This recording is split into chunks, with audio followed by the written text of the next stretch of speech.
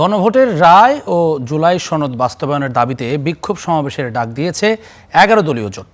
আগামী শনিবার রাজধানীর বাইতুল মোকাররমের উত্তর গেটে এই বিক্ষোভ সমাবেশ হবে বলে জানিয়েছে জামায়াতের সহকারী সেক্রেটারি জেনারেল হামিদুর রহমান আজাদ। তিনি একই সঙ্গে ১১ দলের সমন্বয়ক। বৃহস্পতিবার জোটের এক বৈঠক শেষে তিনি বলেন, সরকারি দল সংসদ পরিচালনায় ব্যর্থ। জনস্বার্থে রাজপথের আন্দোলন ছাড়া আর কোনো বিকল্প নেই বিরোধীদের কাছে। নোটিশদাতা মাননীয় সদস্যগণ হলেন মোহাম্মদ রাশেদুল ইসলাম রাশেদ, শেরপুর ১।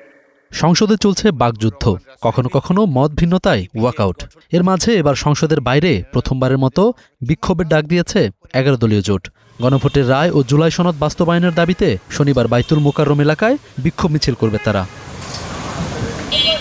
বৃহস্পতিবার দুপুরে গুলশানে জামায়াত আমিরের সভাপতিত্বে বৈঠকে অংশ নেন জোটের জ্যেষ্ঠ নেতারা। বৈঠক শেষে কর্মসূচির ঘোষণা দেন তারা। গণভোটের গণরায়কে বাস্তবায়ন করা হবে এমন ধরনের কোনো পরিস্থিতি সরকার দলের তরফ থেকে আমাদের কাছে, জনগণের কাছে এখনো পর্যন্ত খোলাসা হয়নি। এমন প্রেক্ষাপটে আমরা সংসদে এই বিষয়গুলো নিয়ে কথা বলেছি। এই সংবিধান সংস্কার পরিষদের অধিবেশন কেন আহ্বান করা হলো না সে বিষয়ে একটি মুলতবি প্রস্তাবও উত্থাপিত হয়েছিল। সেই মুলতবি প্রস্তাবের উপরে আলাপ আলোচনা হয়েছে, কিন্তু সেই মুলতবি প্রস্তাবের ব্যাপারে সংসদের স্পিকারের কাছ থেকে কোনো ধরনের কোনো রুলিং বা কোনো সিদ্ধান্ত এখনো পর্যন্ত আসেনি। ঐক্যের সমন্বয়ক হামিদুর রহমান আজাদ অভিযোগ করেন, সরকারি দল সংসদ পরিচালনায় ব্যর্থ। তারা বিগত সরকারের মতোই ফ্যাসিবাদী পথে হাঁটছে। জনস্বার্থে রাজপথের আন্দোলন ছাড়া ১১ দলের আর কোনো বিকল্প নেই বলেও দাবি করেন তিনি। তাহলে সরকার এখানে সরকারি দল সংসদ পরিচালনায় ব্যর্থতার পরিচয় দিয়েছে।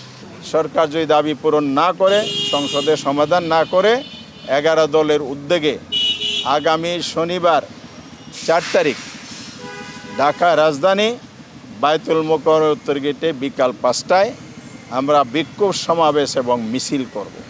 এ সময় সংসদে সরকারি দলের মুলতবি প্রস্তাব উত্থাপন ও জ্বালানি সংকট সমাধানে ব্যর্থতার সমালোচনা করেন এই জোট নেতা।